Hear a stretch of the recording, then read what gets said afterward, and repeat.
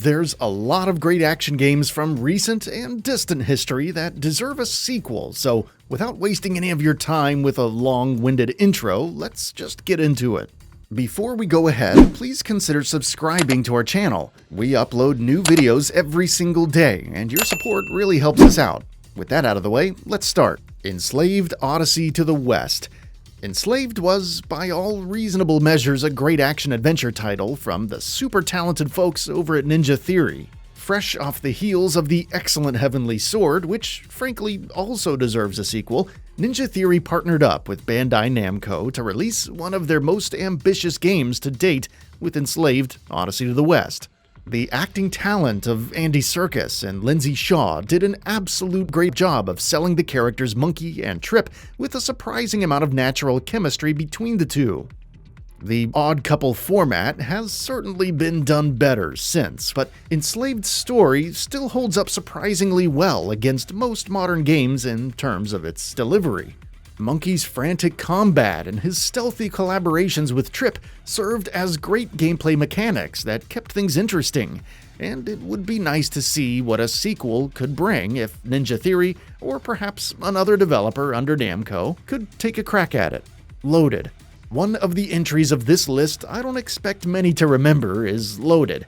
It was an unapologetic top-down shooter that had a very short list of things it wanted to do, and it did them beautifully. The unmitigated violence and the trashy presentation of Loaded and its sequel, Reloaded, brought something to the PS1 that few games were willing to, with a complete disregard for human life and basic decency. It really earned that early version of the M rating with depraved characters that turned enemies into nothing more than pulpy stains on the ground by the dozens, as you searched for items of interest and the subsequent exits to each level. It may seem like there isn't much of a place for a third Loaded game, or even a reboot in today's gaming world, and perhaps there isn't.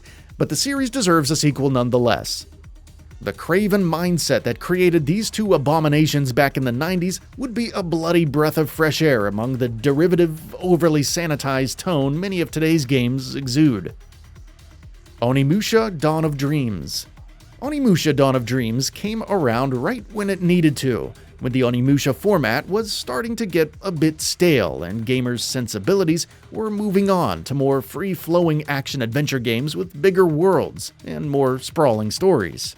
Well, Dawn of Dreams met most of those expectations with a new character and a plot that took place over a decade after the events of the previous game.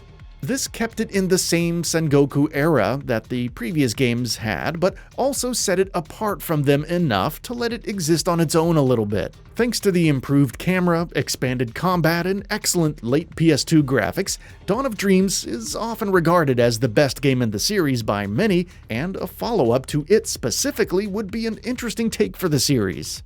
Wet. With straightforward action games seemingly on their way to coming back in style, a sequel to one of the 7th generation's most intriguing action games would be a welcome development. The grindhouse look mixed with over-the-top action never goes out of style, and a Wet 2 would fit nicely as a great alternative to the ultra-serious AAA games that will be flooding our console libraries in the coming years. Metal Gear Rising: Revengeance. With all the talk about Konami revitalizing Castlevania, Silent Hill, and Metal Gear Solid, let's not forget that Metal Gear Rising was one of the best experiments from Konami we've seen in recent years. Platinum Games definitely seems to have their heads down working on a number of current-gen projects at the moment, but if Konami could get the band back together and let them go nuts with a sequel to Raiden's hack-and-slash classic, we'd be in business. Vanquish. Speaking of Platinum Games, perhaps their most underrated game is the excellent Vanquish. But there's no question that the fanbase of Vanquish exists, and those potential buyers are out there for a sequel to Shinji Mikami's outstanding sci-fi shooter, Nanobreaker. Nanobreaker was a little-known game from Konami for the PS2 that didn't exactly set the world on fire, but it had some neat ideas, with a Japanese take on a science fiction futuristic hack-and-slash with some really interesting visual cues and art direction. The action feel of it definitely was there to an extent, but given that so many of those sorts of games have fallen by the wayside and the genre is so underpopulated these days, a game like Nanobreaker 2 could very well have a chance to make a splash in today's gaming landscape. Disruptor. Insomniac's first major game for PlayStation was not Resistance, Ratchet & Clank, nor was it even Spyro. It was Disruptor. A first-person shooter with outstandingly corny FMV sequences was a sight to behold back in 1996 for many reasons, and it's equally interesting today, although for perhaps different reasons. Disruptor has some of gaming's most legendarily melodramatic full-motion cutscenes with trite characters and a completely shallow story, but somehow it still goes down smooth.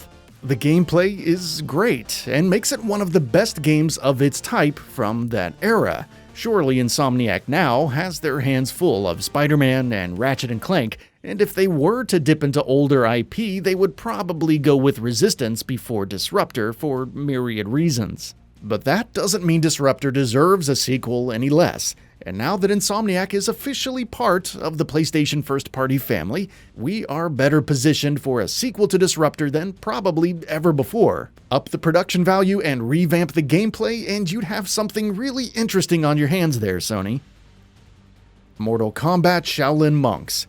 Mortal Kombat tried a lot of things with their format in the 2000s with mixed results. Shaolin Monks was one of Ed Boon's better experiments, though, with a full-on action-adventure game in the Mortal Kombat universe. While the combat wasn't nearly as technical or rewarding as it was in the actual one-on-one fighting games, it was still fun to see the characters of the original few games in this sort of setting, with Mortal Kombat 9, 10, and 11 largely bringing the modern games to their logical conclusion from a gameplay perspective. Perhaps it's time for another experiment, and a sequel to Shaolin Monks would be a great way to do it. Jade Empire.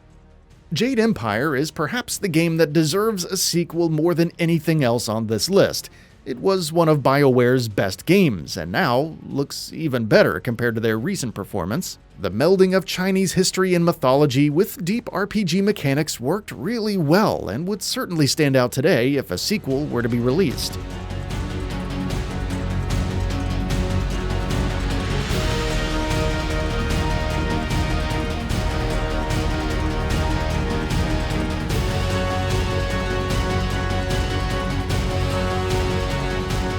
And with that, we reached the end of the video. Have anything to say? Let us know in the comments below. Also, we upload new videos every single day on Gaming Bolt, so please consider subscribing as it really helps us out. Thanks for watching.